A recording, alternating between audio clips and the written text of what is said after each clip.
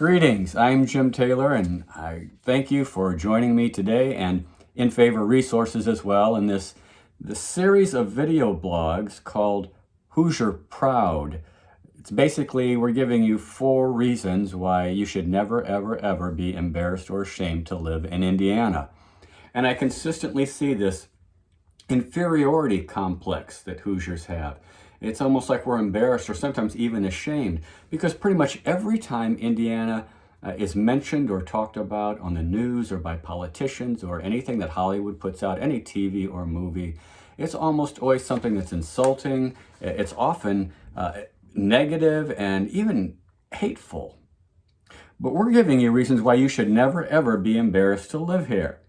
And the first post was the first and best reason. Reason number 1 was because God has called you to be here, and He's called you to be here now. So there are several important decisions you do not make for your own life. You make a lot of decisions, but there are at least 2 things that God decides for you. Acts 17 says that He chose when you would live and where you would live. You didn't choose those. God decided those for you. So if you find yourself in Indiana today, that's because God planned it that way. God called you here. Reason number 2 was because God has great plans for our state. That's another reason why you should not be embarrassed to live here. God has mind-blowing plans of things that He's going to do in and through Indiana. How do we know that? Because the prophets tell us that. And remember, Amos 3:7 says, "Surely the sovereign Lord does nothing without revealing His plans to His servants, the prophets." So God's grapevine works like this. He has a plan. He tells it to the prophets share it with others, and so on and so on. So, and you heard, if you watched that post number 2, you heard some of the mind-blowing plans that God has for us in Indiana. It's amazing what He's going to do here. That's another reason not to be embarrassed that you're a Hoosier. Well, how does God intend to get some of those mind-blowing, world-changing, God-sized plans done? This is the most exciting thing of all. He intends to do it by you and I, through us. We have a contribution to make to this, and this is reason number 3, because you have a part to play in what God is doing here. Now, we're going to look at a passage in Jeremiah 29, which it's a situation where people are living in a place that they'd really rather not be. It's not their first choice by any means at all. And so we're going to learn from God's counsel to them about how to live in a place like that. Jeremiah 29, I'm beginning with verse 4. "This is what the Lord Almighty, the God of Israel, says to all those I have carried into exile from Jerusalem to Babylon." Now notice that God told the exiles that He had carried them there. Now the Jews were in Babylon because the conquering armies of Nebuchadnezzar had taken them away. They went as captives, they were prisoners there, and they hated it. So I want you to listen to this if you are one of those people who are thinking, "Oh, I just wish I could get out of here. I wish I could move somewhere else. Anywhere else would be better than living in Indiana." So listen, God fully intended to take the Jews back to their homeland, and He did. Later, not quite yet. And in the meantime, God reminds them that it wasn't Nebuchadnezzar at all that took them away. Surprisingly, God says, "I carried you there." He reminds them of this. He wanted them to know, I brought you here, and you're here because of me. I want you to know in Indiana today that a moving van didn't bring you here.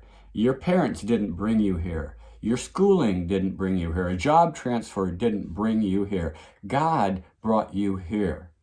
God said, "I carried you into exile. You're here because I wanted you to be." So then He says, as long as you live here, this is how I want you to live. So let's all take a lesson from this. As long as we're living in Indiana, this is what we should be doing. Verse 5, "Build houses and settle down."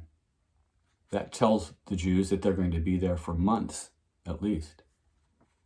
"Plant gardens and eat what they produce." That tells the Jewish people that they're going to be there for seasons, one season after another. "Marry and have sons and daughters." That tells the Jews they're going to be there for years. And find wives for your sons and give your daughters in marriage so that they too may have sons and daughters. You're going to be there for generations. Increase in number there, God says. Do not decrease. In other words, God says, look, I put you there. Unpack your bags now. Plan on staying a while. Don't be in a hurry to leave. Make yourselves at home. Let your roots grow deep. Plan to stay. And there's more. In fact, there are 3 very, very important ideas that apply to all of us living in the state of Indiana at this very time. 3 important ideas. The first idea is this. There's the expectation that people who have been placed in a city by God will seek the peace and prosperity of that city. It says in verse 7, also, seek the peace and prosperity of the city to which I have carried you into exile. That's the first idea. Work for its peace and prosperity, even if you don't particularly enjoy living there. You may be actively looking for someplace else to move to. You may not be happy where you are in Indianapolis or in Evansville or Terre Haute or South Bend or Lafayette or any place in between. You may be looking for someplace to move to, any place to move to. And maybe God will move you someday. But in the meantime, God's expectation is that you will work for the betterment of your community for as long as He places you there. We're to be seeking its peace. That means, how can we keep our neighborhoods safe? What can we do so that we and others can live quiet and godly lives? And we're to seek its prosperity. We're to be living and working and blessing and anything else we can do so that the place where we live prospers. So it's a better place economically and socially and educationally and spiritually and every other way. So our job, listen to this, our job is not to go looking for a better place to live. Our job is to ask God, what can I do to make this a better place for everyone to live in, as long as you choose to have me here? So that was the first idea, to seek its peace and prosperity. The second idea, the very next command, he says, is to pray for it. Pray for it. And that prayer is probably the most available and powerful and underused and effective way to increase the peace and prosperity of your community. We pray for it. We pray for it, like it says in Isaiah 62. I have posted watchmen on your walls, Jerusalem. They will never be silent, day or night. You who call on the Lord, give yourselves no rest, and give Him no rest, until He establishes Jerusalem and makes her the praise of the earth. Oh, we've got a job to do. We have a contribution to make. We have a part to play. We can pray and pray and pray until God makes your part of Indiana the praise of all the earth.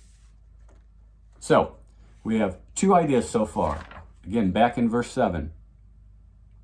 Seek the peace and prosperity of the city to which I have carried you into exile. Pray to the Lord for it. And then here comes the third idea.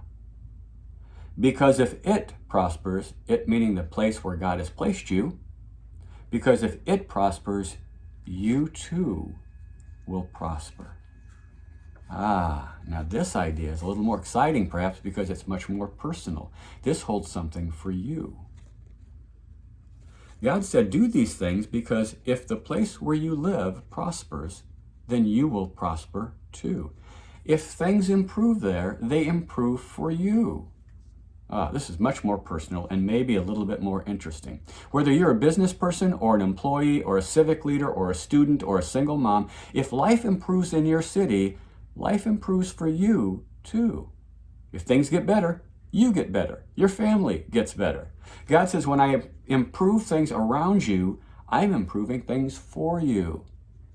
You will prosper too. Now this is a win-win situation. There are public benefits, your city, and there are personal benefits, you and your family.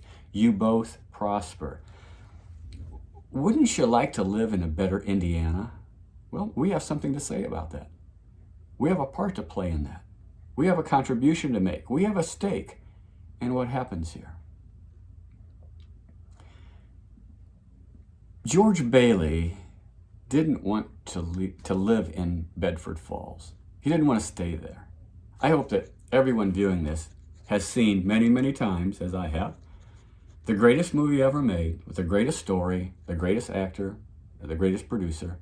It's a Wonderful Life. And George Bailey lived in this little dinky town of Bedford Falls, and he was dying to get out, anywhere. But every time he tried, something happened. His dad had a stroke, and then his brother got a better offer. And then there's that great scene in the movie where he and his girlfriend are, they're in the living room and they're real close, and he says, I don't want to be here, I don't want to be here. And she says, what do you want, George? And then they kiss, and oh man, it's so great. And then they get married. But before they can leave town for their honeymoon, there's a run on the bank. George's best friend moves away, becomes very rich in the big city, and then he comes back and makes fun of George. He mocks him for staying in this little podunk town. But George quietly and faithfully works to improve the living conditions around him and to make the lives of everyone else better. Do you remember how it ends? After he gets a glimpse of what life in that town would have been like without him, and he runs down the middle of the street shouting, hello, Bedford Falls, Merry Christmas, you wonderful old building and loan. And George himself, who didn't have 2 nickels to rub together, is called by everyone in town the richest man in town. He realizes that because of his effort and his work and his sacrifice and the lives of those around him are so much better. And because of that, he really did have a wonderful life. You might want to go out and watch that movie tonight. Well, folks, this is our Bedford Falls, our town, our community, our region, our state. If it prospers, we'll prosper too, along with it. Our well-being is tied up with the place that God has carried and put us. We have some skin in this game. It matters to us. Everything that happens here affects us. And thank God, we have a part to play. We can be seeking its prosperity, looking for ways to make it prosper, and peace, and its peace. And we can be praying for it, like the watchman on the walls of Jerusalem. We can help it prosper, because if it does, we will prosper too. God has given you gifts and experiences and abilities to make your own contribution to this, to the coming revival. And as Linda Heidler asked, why would we expect our prophetic words to come true unless we do our part? So we're not looking for a better place to live. We're looking for ways to make this the better place to live. And next blog, reason number 4, because no place is perfect. I realize Indiana is not perfect. It has its disadvantages. No place is perfect, but I believe that Indiana is better than most. I'll give you reasons why I think Indiana is even preferable to living in other states. Not a second choice at all. It's the best first choice. If, remembering post number 1, God has called you here now. At the end of this process, I trust that you'll be more informed by the facts, that you'll be more impressed by your state and more intrigued by the possibilities here and more involved in making it all happen. So I am so glad to be working with you in bringing Indiana into its prophetic destiny and taking us farther and farther into God's favor. And I want to thank you for joining me today. I'm going to sign off now till next time and hope to see you there.